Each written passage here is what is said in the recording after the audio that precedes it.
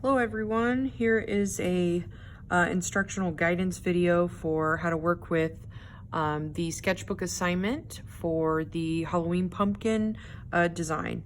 So I've given everybody a copy of just a everyday pumpkin, giving you some space that you can add to it. It's a little on the small side, but only because requirements for sketchbook assignments are a kind of 6x9, which is half of your larger sketchbook.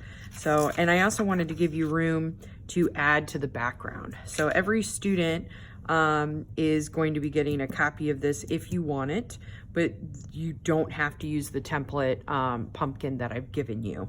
This is another reason why I'm giving you a little bit of an extra weekend, because I want to make sure everybody has this printout if they want it.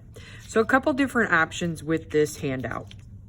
The pumpkin, you can, cut it out after you design it and attach it to your paper. That's an option. You can also shade the back with a dark graphite pencil, which you do have in your supply pack. Anything that says like an 8B or a 9B, that's one of the darker pencils, drawing pencils that I've given you. So shade the back. And what's nice about that is graphite pencils have or I should say graphite has when we think about shading, a transfer quality to it. You can use this. They sell graphite sheets, but if you trace over it, you could put a graphite sheet behind it or just shade the back. If you take a pen, something that you can apply a little pressure, you can trace that onto your drawing paper. All right, so I've traced this on. And this way, you feel like you have the pumpkin, but as you add and change things to it, you don't have to stay with it at the very end.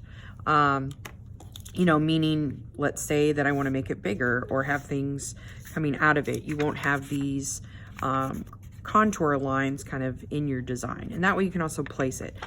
Also thinking if you're like, well, I don't have glue or I don't want to use glue and have that paper on there, it's just part of your composition. Okay, so I've traced this on. Let's talk about what are the requirements for your pumpkin. There's a couple different ways that you can approach this. You can decorate the pumpkin. Any materials that you want is fine with me. Kind of in a traditional sense of, what would you paint or carve into the pumpkin? Are you putting your favorite designs on there? Does it have text? Does it have imagery? Or is it just, like I said, patterns or designs on your pumpkin? You could do that. Then you just add to the background to show me, hey, where's your pumpkin at, or what's behind it? Is it a design quality where there's text and color, patterns, designs, or is it in a specific location? Is it flying through outer space? Is it sitting on a plate, someone's porch? Include some detail and design in the background to show where your pumpkin is. Another approach to it, maybe you take your pumpkin and you transform it into a Halloween character.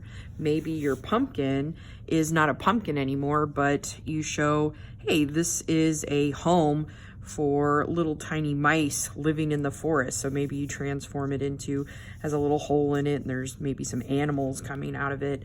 Like I said, you can do whatever you want with your pumpkin. So it's up to you. I look forward to seeing what you guys come up with creativity-wise, using your drawing skills and materials. Happy Halloween.